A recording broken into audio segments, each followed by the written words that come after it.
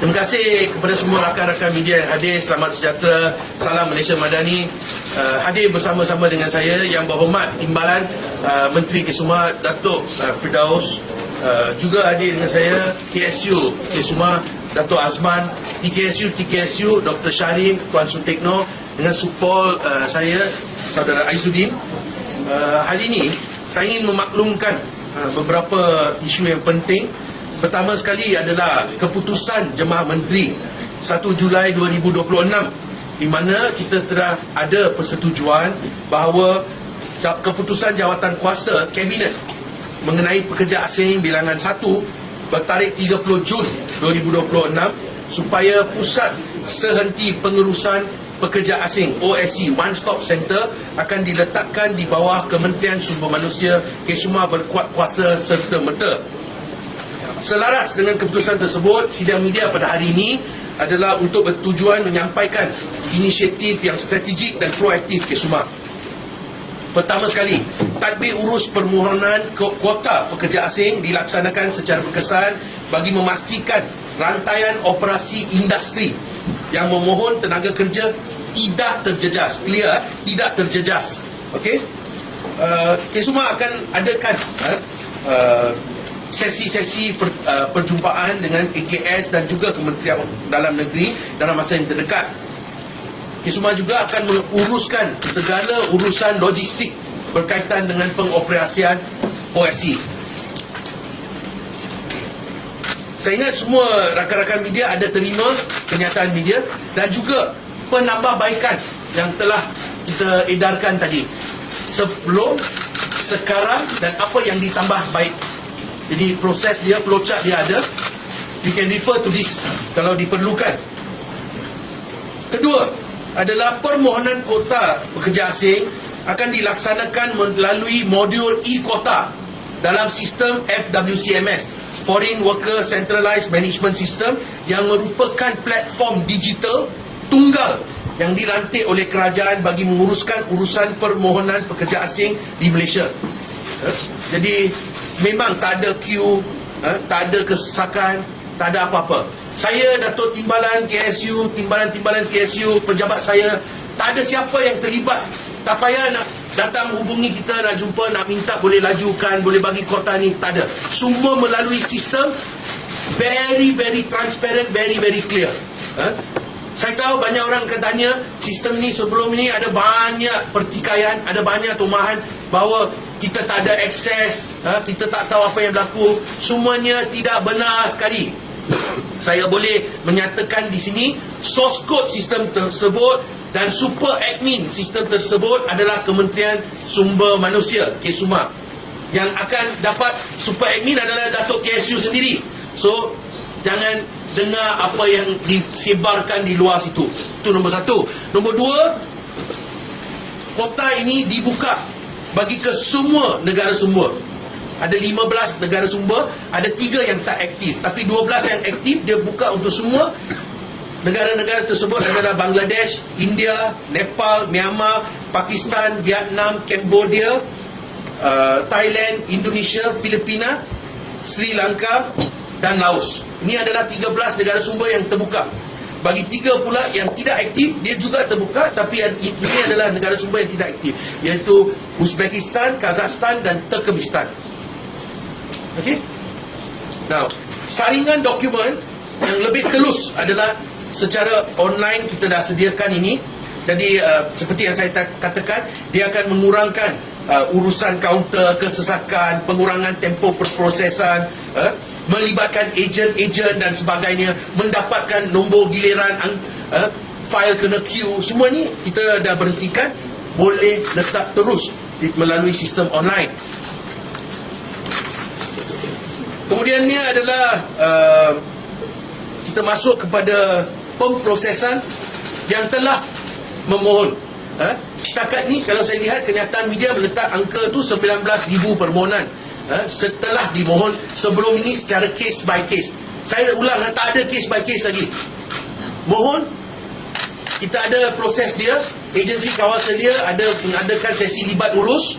Selepas sesi libat urus habis, agensi kawal sedia akan maklum kepada OSC untuk pertimbangan, lepas tu kelulusan akan diberikan. Very straightforward, very simple. No such thing case by case.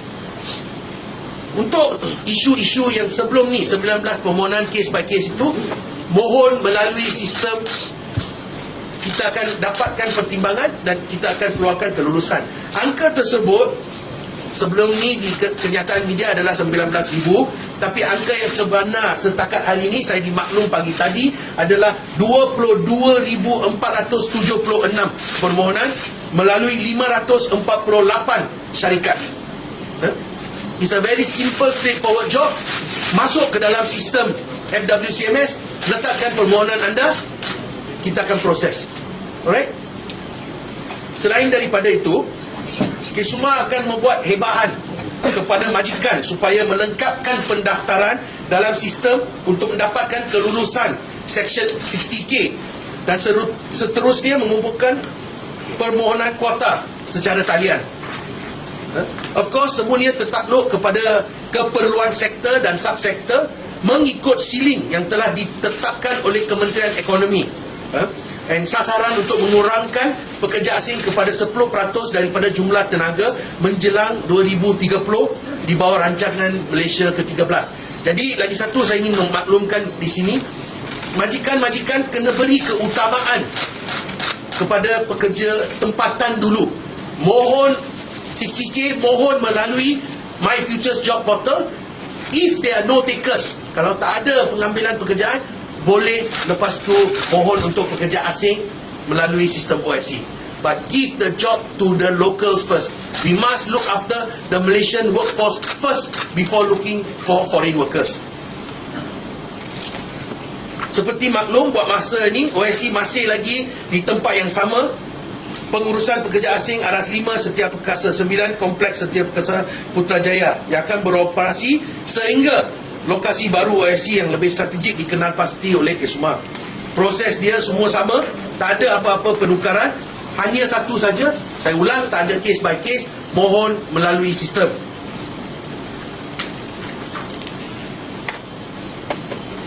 Okay, saya ingat setakat itu sajalah sebab saya lihat banyak soalan akan ditujukan.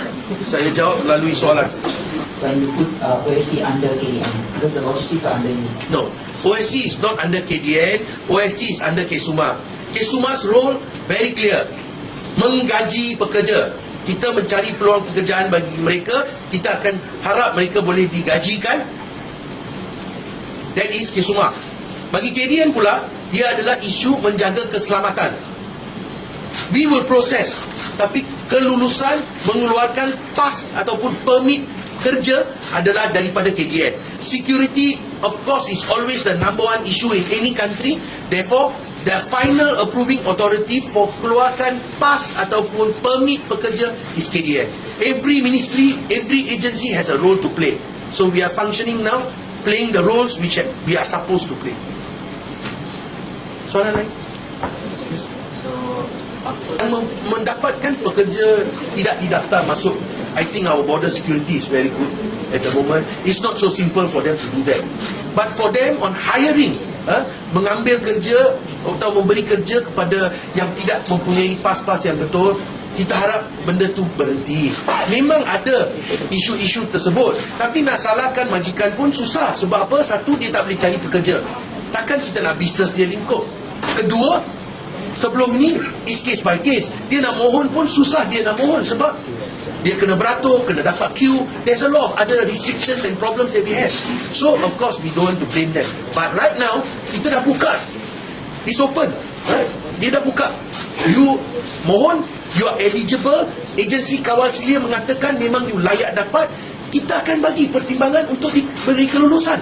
So they have no reason for them to go and hire illegal foreign workers. There no more reason. Sebelum ni mungkin you ada alasan, tapi sekarang sudah tak ada alasan. Itu yang sangat penting.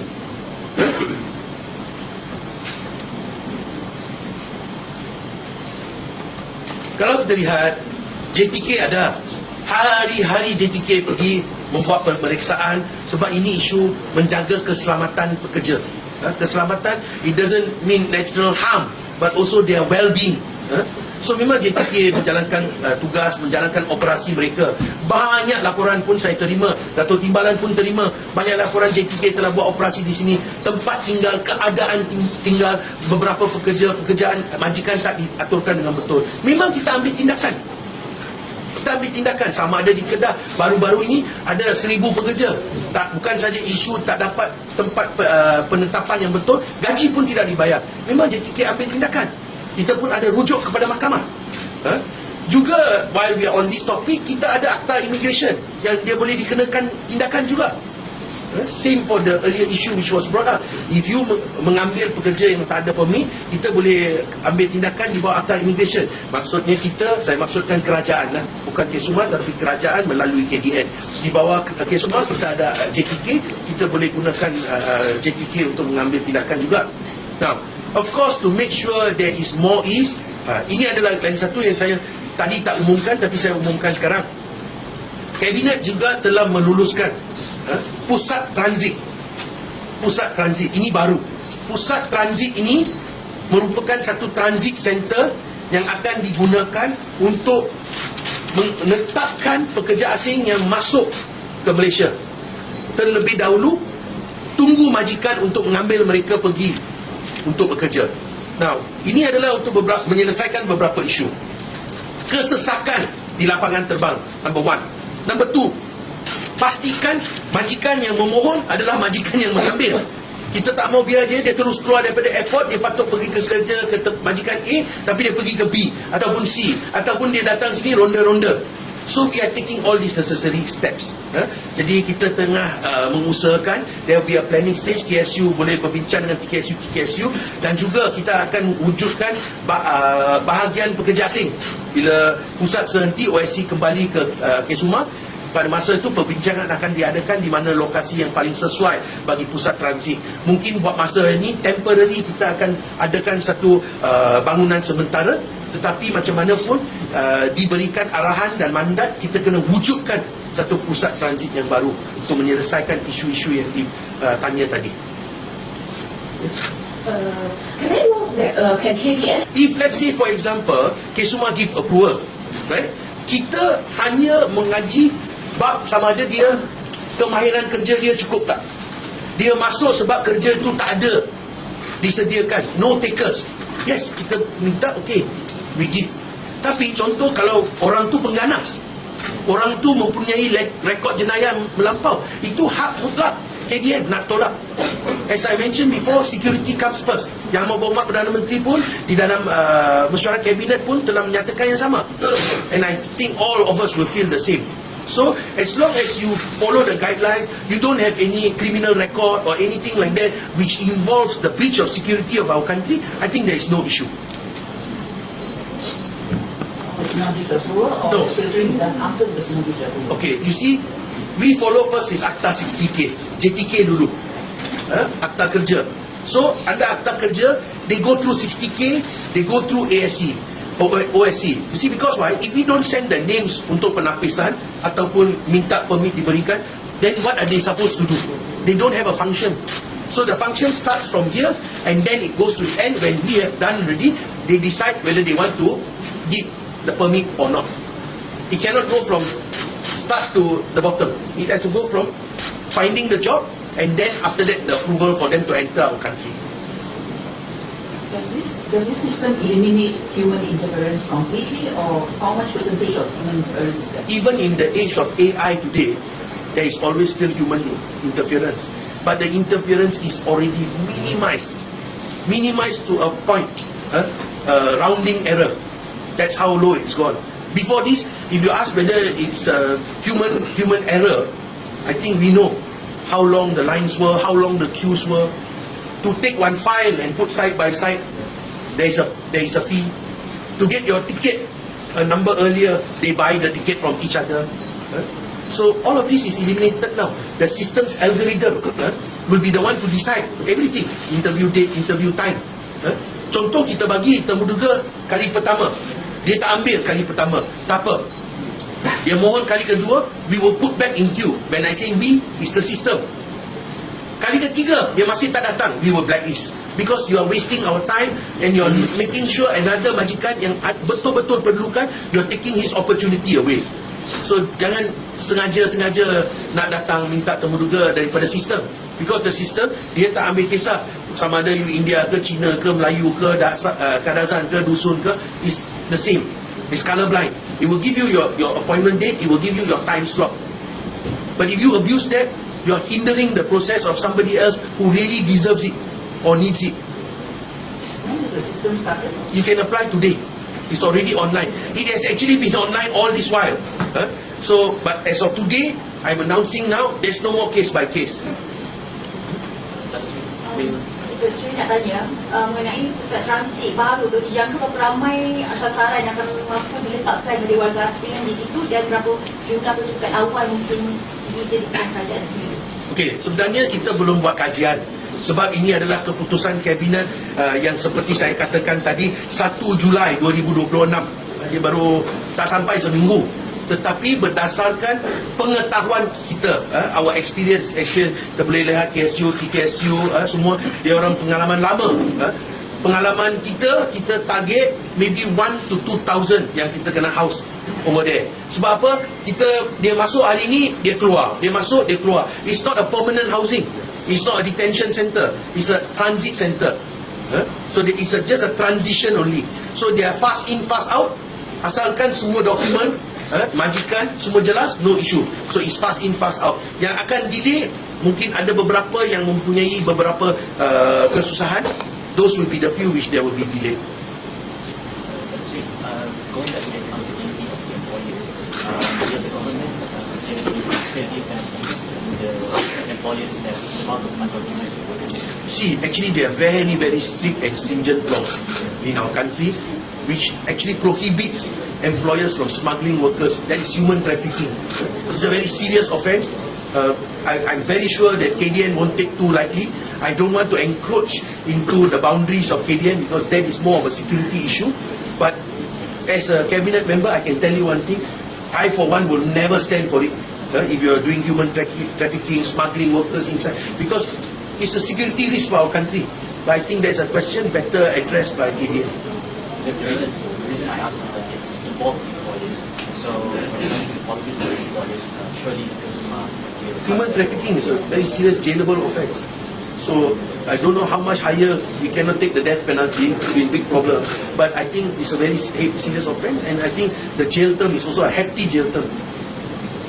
And also, I've been informed, of course, Saudara Aizudin lebih tahu pasal isu jenayah-jenayah ni sebab daripada mengaku keputusan sebelum ni KDN. Of course, you also can be held under SOSMA. That's a very serious. Terence? Sir, two questions. One easy question, one easy question. The easy question is, can you explain it a bit over the press conference?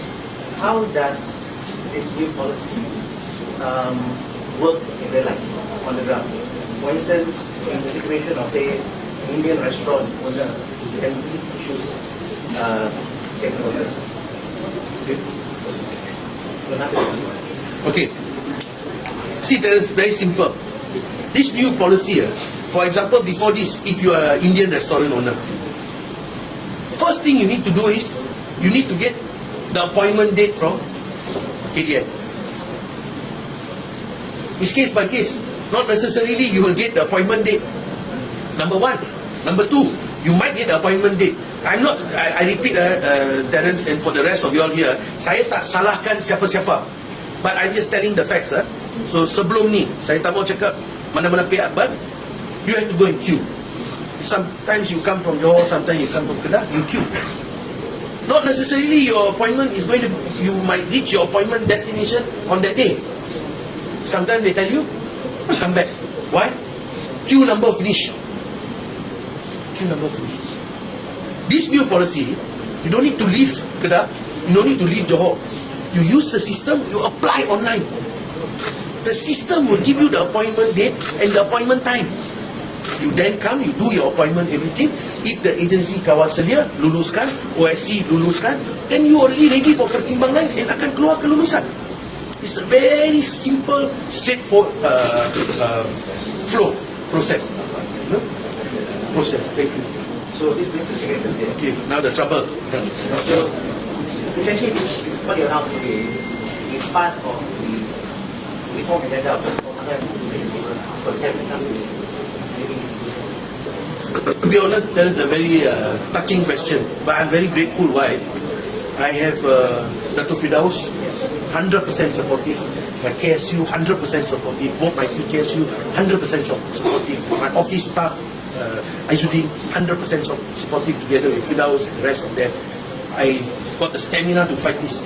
What about your counterparts from India? Yeah. So of course, it's been a difficult thing because by being able to actually put forth all the points, it's not easy because you see when KDN is wearing their thinking cap, they are thinking on the terms of security. They are not thinking of in the terms of workers. When we wear our thinking cap, we are thinking on the terms of workers. We are not thinking on terms of security. That's why each agency, each ministry, each team has to play their own role. Very critical, very important. They have to play their own role. So, I think to answer that question further, today even if you are part of a cartel, unless you can beat the system, I don't think there's possible chance you can be part of a cartel. That's number one. Now number two, you see, we have to accept certain realities in life. Sometimes even small changes people don't like. That's one. Number two, sometimes people do things out of spite. To me, now I'm telling you, you go and apply online. No need to cut queues, everything like that. But there'll be some people, for political reasons, political agenda, to further their elevation, they will say things which are very wrong. They will say untrue things. But once and for all, let me put it this way.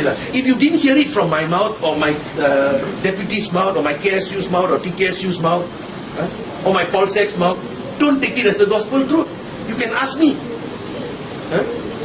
Dan Sri, nak tanya, perjumpaan dengan antara Kesuma dan KDN untuk logistik OS ini akan berlaku ke ya? Sedang dalam pengurusan. Datuk KSU sudah pun hubungi KSU KDN. Mereka akan bermesyuarat di dalam 1 atau 2 hari ini. Betul, Datuk? Dato' Sri, final question. Since you announced this, are you expecting the system, and I'm sure the employees are all going to go into the system, how sure that the system will not crash? Because has it been tested or to accommodate the rush? This question is better to be addressed by KDN, but I will answer on my capacity and my part of me putting in the applications. When I say me, it means the workers. This system, from what I understand, actually has been in operation long time. And before this, prior to this, that system has held a couple of 100,000 applications at one go. So I think as from a few years back to now, and with the advancements of technology, I think it only can be better and it cannot be worse. And even if it remains as still as it was before, I think a couple of 100,000 applications we don't have issued, because mengikut ceiling, based on the ceiling which I said just now, Kementerian Ekonomi, ceiling dia, I think we have about 130,000 plus foreign workers that we can take.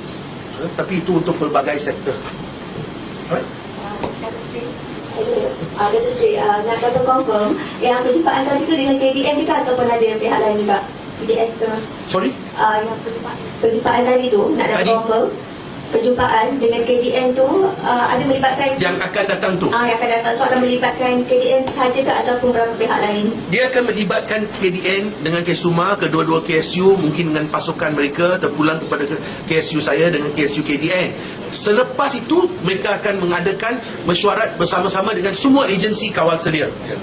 Tak ada one unilateral decision. Saya suka buat ni, saya nak buat, saya buat saja. Saya tak ada.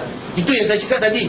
Kuasa menteri untuk bagi kelulusan kuota, saya serahkan sepenuh-penuhnya kepada Kementerian Sumber Manusia.